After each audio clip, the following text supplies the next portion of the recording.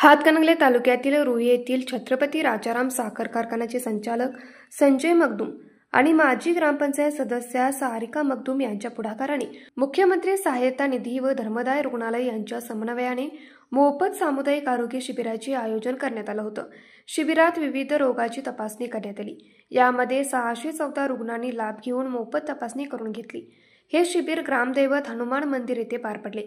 या आरोग्य शिबिराचे उद्घाटन छत्रपती राजाराम साखर कारखान्याचे माजी चेअरमन दिलीप पाटील, वडगाव कृषी उत्पन्न बाजार समितीचे चेअरमन सुरेश पाटील यांच्या हस्ते संपन्न झाले। यावेळी जिल्हा वैद्यकीय अधिकारी डॉक्टर पुरळेकर यांनी शिबिराबाबत आणि आरोग्य योजनांबाबत माहिती दिली। दरम्यान प्रमुख पाहुण्यांच्या हस्ते संजय मगदूम आणि सारिका मगदूम यांचा सत्कार देखील करण्यात आला।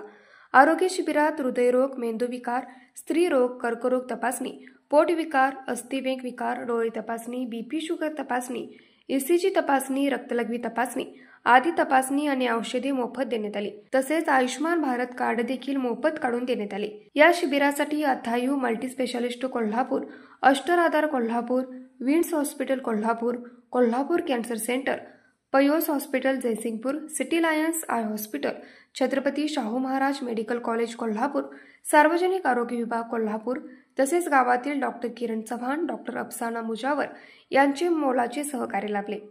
या प्रसंगी जवाहरचे संचालक अभय काश्मीरी, पोलीस पाटील नितीश तराळ, पद्मना हेरवाडे, बाऊसो फास्के, सदाशिव अपराध, रावसाहेब मगदूम, अनिल जाधव, महेश मुरचिटे, बबन काश्मीरी, अमित आवटे, सुरेश पोद्दार, अण्णाप्पा पाटणकर, आदित्य जंगम, जावेद मुजावर, राहुल मगदूम आदींसह ग्रामस्थ मोठ्या संख्येने उपस्थित होते। आभार शंकर आंबी यांनी म्हटले।